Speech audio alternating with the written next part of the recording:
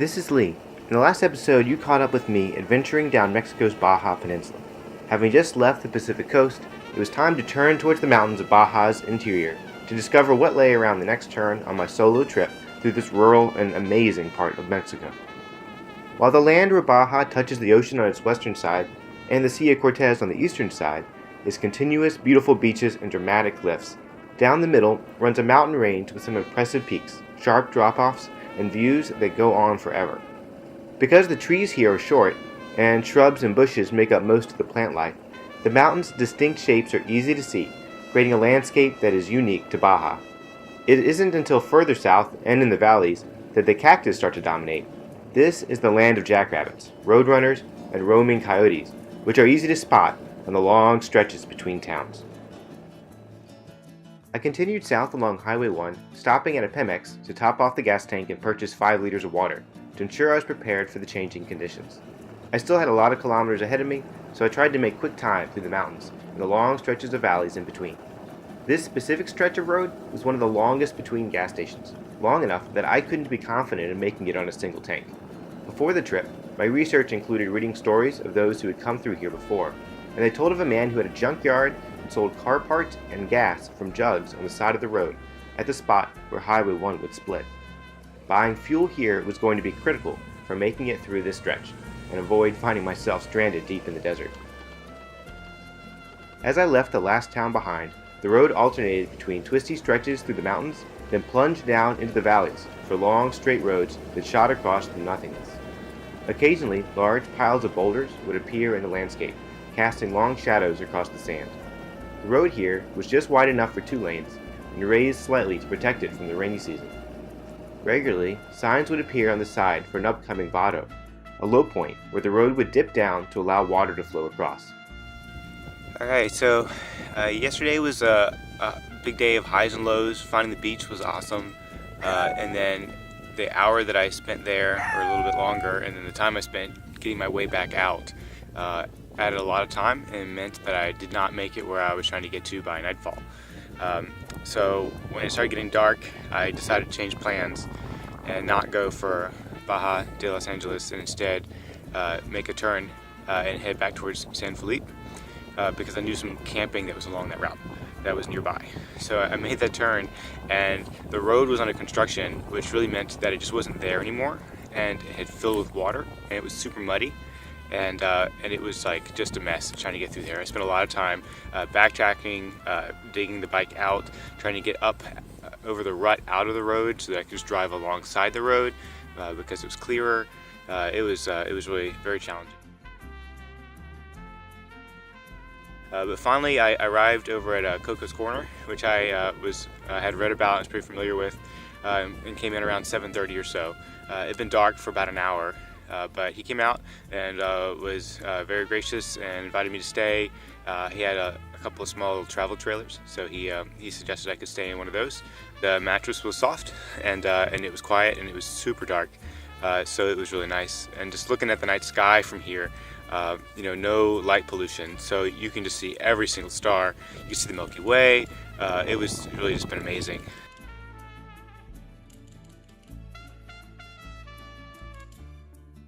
This spot marks the halfway point between the North-South Highway 1 and the Sea of Cortez. It was clear that Coco gets a good amount of visitors to his humble home. Selling cold drinks and a friendly face seems to be enough for him to make a living with his energetic dog and eclectic decorations and art, which seem to migrate in with those traveling through. Inside, small mementos are left to commemorate those who've stopped in to see Coco, with underwear and license plates being the most common. In other places I traveled, locals had mixed opinions of Coco, but I appreciate his generosity and kindness, and the hot cup of coffee in the cool morning. Leaving Coco, I backtracked to the highway to continue my travels south, making up lost time in an effort to see the stunning beaches of Baja de Los Angeles.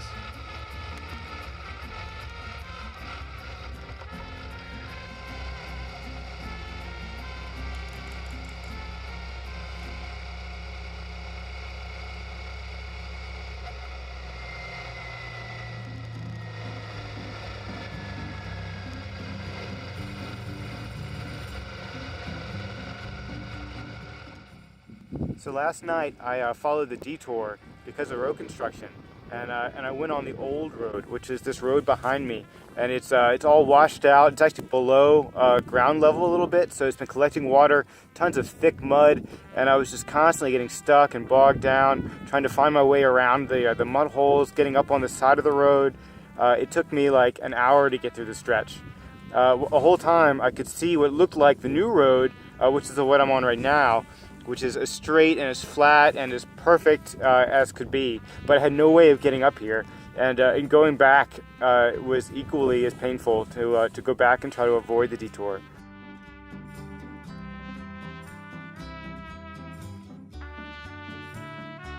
I eventually reached the spot where Highway 1 forks, and luckily spotted a man selling gasoline from the back of his truck. He was happy to exchange pesos for a few liters of gas, which he siphoned into my tank. This gas was pricey, but he definitely had cornered the market, and I was in no position to negotiate. After I pulled out my toolkit for the first time to dislodge some rocks, which had gotten stuck between my front tire and the fender, I was on my way. Mechanical problems had been a real fear for me, and I was probably over-prepared for this trip.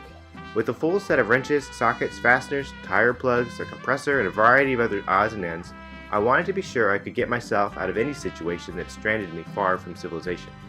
There were a couple of desolate highways that had occasional roadside phones in case of emergency, but these were rare.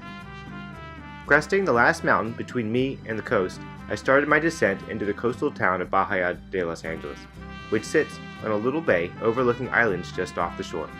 This is a breeding ground for whales, and during the right season attracts lots of tourists for wildlife tours. The town has a good variety of small, family-run restaurants and places to stop for the night.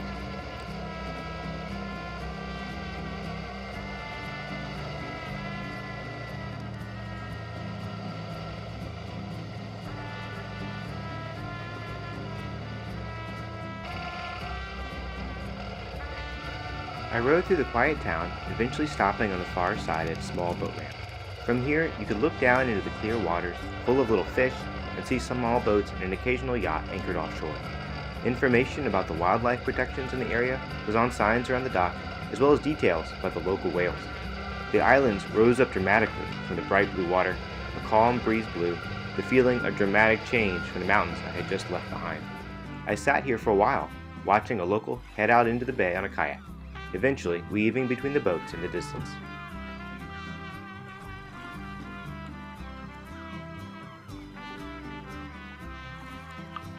Back on the bike, I did some exploring, heading up the coast to the other side of town. I found a narrow slice of land that was sometimes above the water level, reaching out from the shore to touch one of the islands. Sitting on this stretch, watching the gentle waves lapping against the rocks, was one of the calmest and most peaceful places I found in Baja. A little way away, a local man fished with his dog. Birds occasionally flew by, dipping into the water to grab a fish.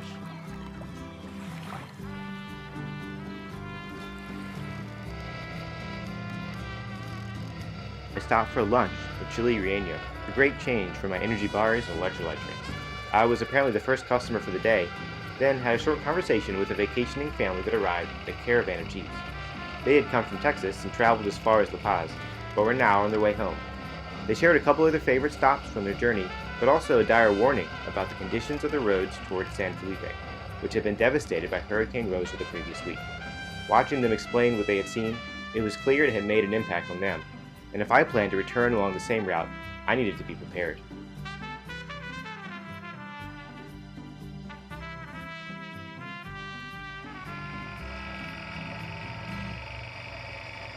Leaving this beautiful place, I was back headed south, and optimistic about reaching the town of Guerrero Negro by nightfall. About 3 hours away on the highway, this would take me across the border into Baja Sur, or Southern Baja, for the first time. The day was going great, and food had me in a good mood. I decided to take advantage of being ahead of schedule for once, and took some roads less traveled as I approached Guerrero Negro. It's likely these routes are the same for world-renowned off-road races, like previous years' Baja rallies.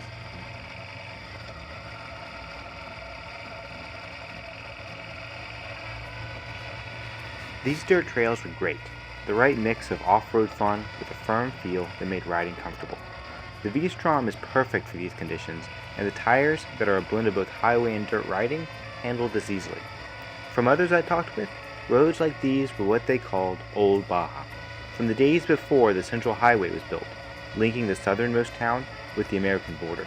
There was a time when any travel through this area meant certain adventure, but these days, casual vacationing is also an option, and the new highway opened up these amazing beaches and culture to vacationers from nearby California, Arizona, New Mexico, and Texas. As I traveled this route, I imagined being here during the Baja 1000, with factory teams racing the best bikes available, fighting to win against each other, and the huge trophy trucks and cars that would be following close behind. On one hand, that experience and lifestyle feels like a world apart. But then here I was, breathing the same dust and feeling the tires hit the same rocks.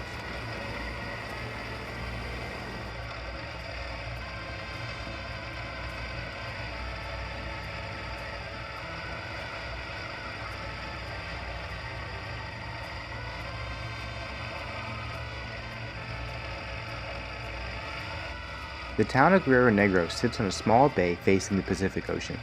Once predominantly a fishing town, it's grown a lot and seems mostly to be focused on exporting salt as one of its primary sources of income.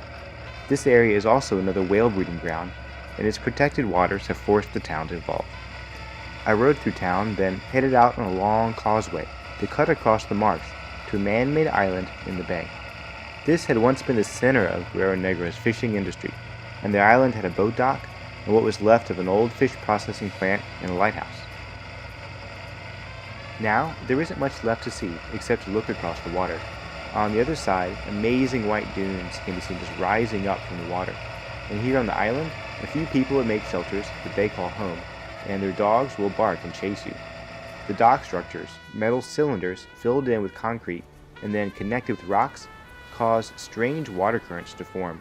The water here seems to rise up from underneath, as if the ocean itself was pushing these man-made islands upward out of the sea. If it was possible to ride to the edge of the world, this seems like it would probably be that place. Returning back across the causeway, I rode through the town again, making a quick stop for some supplies. I took the opportunity to go ahead and top off the fuel tank, and found a little electronics shop where I could pick up some extra memory cards for my cameras. As I took a look around, the size of the town really surprised me. But besides the Pemex and a few regional banks, there weren't any chain stores here, just lots of variety and local flavor. I passed by plenty of options for food, and as the sun started to set, I stopped at a small upscale restaurant and hotel. I ordered the local fish and quickly struck up a conversation with another traveler who had a similar Suzuki, but aimed for a destination in Argentina. Now, he was in a hurry to reach the town of La Paz to take the ferry over to the mainland Mexico. His urgency meant he didn't have time to see the lighthouse, especially since he was running behind after struggling through Highway 5 going south from San Felipe. This was the same road I had heard stories of earlier, and it was certainly going to be rough. On one hand, it's hard not to envy the excitement of such long trips, the variety of cultures that he was going to see, and adapting to constant adventure. On the other hand, finding your schedule dictated by ferries, visa expirations, hotel reservations, seemed like it would take away a lot of the fun. My new friend urged me to spend the night at the hotel, but I headed out instead, back into the dark, in hopes of spending the night in the stunning white sand dunes not far from town. It wasn't long before I found those sand dunes, remembering that these tires weren't made for sand. After getting stuck a few times and pulling the bike through some soft spots, I decided I had had enough and set up my tent for the night. I left a small light on the bike to make sure no one would come through in the dark and risk finding us unexpectedly. The wind was blowing hard, so I had to be careful as I staked down the tent to ensure nothing was blown into the darkness. I could see the headlights of trucks, a small point of light slowly moving across the darkness of the distant highway. After a great sleep, I awoke to the stunning beauty of these white sand dunes, sprawled infinitely towards the horizon. It was moments like this that, although I love my Suzuki V-Strom, I would have given almost anything for a bike set up for desert racing. I had a lot of fun climbing the sand dunes and studying the surprising formations the winds created in the soft powder. The skies were overcast and the temperatures very comfortable. This was a great place to start the day, and I knew I had adventure ahead of me. In the next episode, I'll finally head up Highway 5 and see firsthand the devastation from Hurricane Rosa, battling my way through the scrubland to avoid collapsed bridges and roads that had washed out to sea. You won't want to miss this story, and I'm excited to share it. Want to see my latest adventure? Make sure to follow me on Twitter.